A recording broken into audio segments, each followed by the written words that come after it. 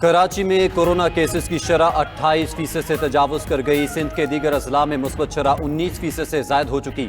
پنجاب میں گزشتہ 24 گھنٹوں میں 32 نئے اومیکرون کیسز رپورٹ۔ لاہور میں اومیکرون مریضوں کی تعداد 15 دنوں میں 64 سے 584 تک پہنچ گئی۔ ملک بھر میں کورونا کے مثبت کیسز کی شرح 7.36% تک پہنچ گئی۔ مزید 3567 افراد میں وائرس کی تصدیق۔ وائرس سے 7 افراد جان کی بازی ہار گئے۔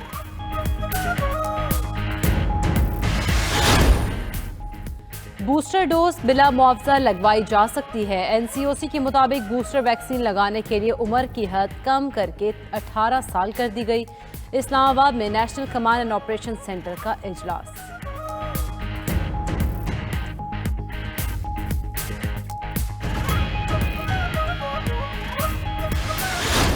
میں آج ضرور اپنی سیکیورٹی فورسز کو خراج تحسین پیش کروں گا۔ یہ جو وار آن ٹیرر ہوئی، اس کے اندر جو قربانیاں ہماری فورسز کی تھیں اور جس طرح انہوں نے پاکستان کو سیکیور کیا، اگر آپ کی اکانومی کی یہ حالات ہیں کہ ہر تھوڑی دیر کے بعد آپ کو IMF کے پاس جانا پڑتا ہے، تو اس کا مطلب آپ کی سیکیورٹی متاثر ہوگی۔ جو آخر میں آپ کی مدد کرنے والا ہے وہ IMF رہ جاتا ہے، لیکن ان کی آپ کو شرائط ماننی پڑتی ہیں، اور جب آپ شرائط ان کی جو مانتے ہیں تو پھر آپ کی سیکیورٹی کمپرومائز ہوتی ہے۔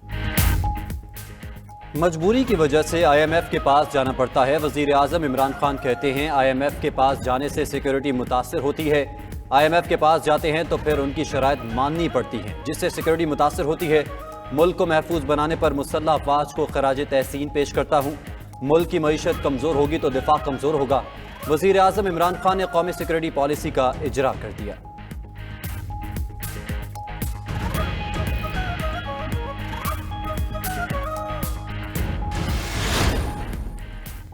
قومی اسمبلی میں ضمنی مالیاتی بل سمیت متعدد بلز منظور کروا لیے۔ وزیر اعظم کی فائنانس ترمیمی بل کی منظوری پر وزیر خزانہ شوکت ترین کو شاباش، نشست پر بلا کر کارکردگی کو سراہا۔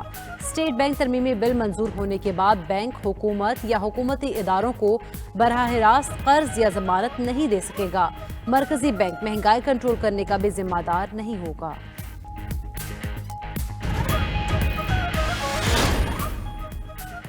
عدالت تو مانتی ہی نہیں، نواز شریف بیمار ہیں۔ مشیر داخلہ اور احتساب شہزاد اکبر کہتے ہیں عدالت کہہ سکتی ہے نواز شریف کو واپس لے کر آئیں۔ شہباز شریف نے نواز شریف کے معاملے میں عدالتی حکم عدولی کی ہے۔ شہباز شریف کے اقتدار میں آنے میں نواز شریف رکاوٹ ہیں۔ شہباز شریف نے باہر جانے کی اجازت مانگی تو عدالت میں مخالفت کریں گے۔ شہباز شریف کی تمام اپیلیں مسترد ہو گئیں۔ بینکنگ کورٹ نے عدالتی حدود کا تعین کر دیا۔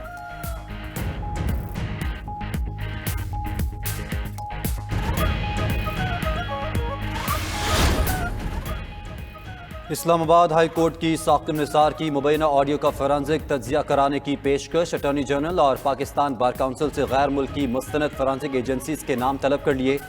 درخواست گزار کو آڈیو کلپ فراہم کرنے کی ہدایت۔ رانا شمیم کیس میں انکوائری کمیشن تشکیل دینے کی درخواست قابل سماعت ہونے پر فیصلہ محفوظ۔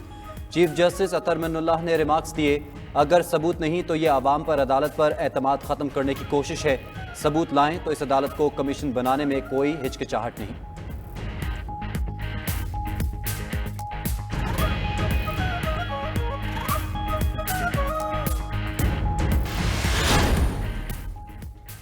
سپریم کورٹ میں اقلیتوں کی عبادت گاہوں سے متعلق اہم کیس کی سماعت۔ FIA سے کراچی میں دھرم شالہ کی زمین پر قبضے کا مقدمہ اور شواہد پیش کرنے کا حکم۔ خیبر پختونخوا کے اسپتالوں کی حالت زار پر بھی تفصیلی رپورٹ طلب کر لی۔ چیف جسٹس نے ریمارکس کیے، FIA تفتیش کے نام پر جال بچھا دیتا ہے کہ کتنی مچھلیاں بیچ میں آئیں گی۔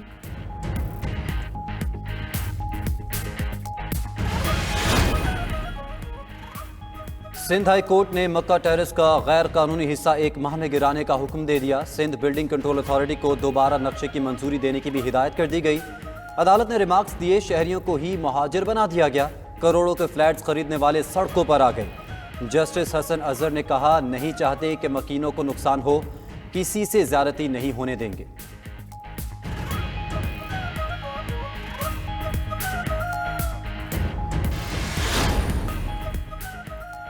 پیٹرول کی قیمت 150 روپے فی لیٹر ہونے کا امکان۔ آئندہ 2 ہفتوں کے لیے 6 روپے 30 پیسے فی لیٹر تک اضافے کا تخمینہ۔ ذرائع کے مطابق پیٹرول کی فی لیٹر قیمت میں 5 روپے 30 پیسے، ہائی سپیڈ ڈیزل کی قیمت میں 5 روپے 80 پیسے فی لیٹر اضافے کا امکان، لائٹ ڈیزل کی قیمت میں 6 روپے 30 پیسے فی لیٹر اضافہ ہو سکتا ہے، مٹی کے تیل کی قیمت میں بھی 5 روپے 80 پیسے فی لیٹر اضافے کا تخمینہ ہے۔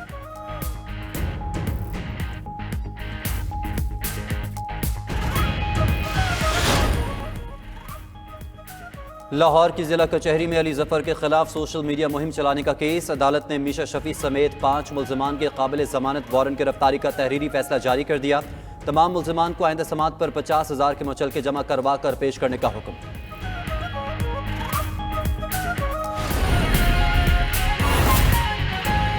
یہ تھا کہ اس کیس کے اندر جو بینکرز ہیں ان کے رول کے اوپر ایف آئی اے نے کوئی حتمی جواب جمع نہیں کروایا ہے کہ بینکرز کے ساتھ کیا سلوک کیا جائے گا، کہ وہ بینکرز جنہوں نے یہ اکاؤنٹس کھولے، اس کے اوپر جو آج ایک رپورٹ پیش کی گئی بینکرز کے رول کو لے کے ایف آئی اے کی طرف سے، وہ عدالت میں پڑھ کے بھی سنائی گئی۔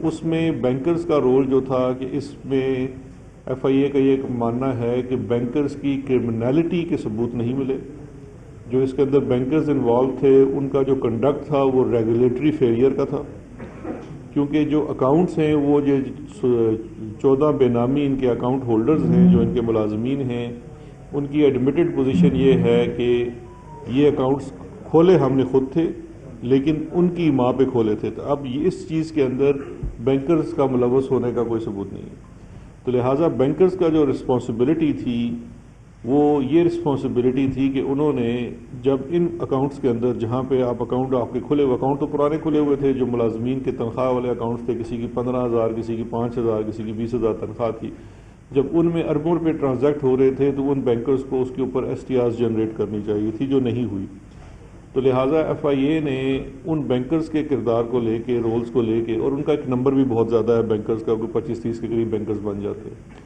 ان کے رول سے متعلق اسٹیٹ بینک کو ان کا کیس ریفر کر دیا کہ اسٹیٹ بینک آف پاکستان اپنے ریگولیٹری فریم ورک کے اندر ان بینکس اور ان بینکس کے ملازمین کے اوپر جو بھی کارروائی کرنا چاہتی ہے وہ کر سکتی ہے، کرمنل ٹرائل کے لیے ان کو اس میں سے منہا کر دیا گیا ہے۔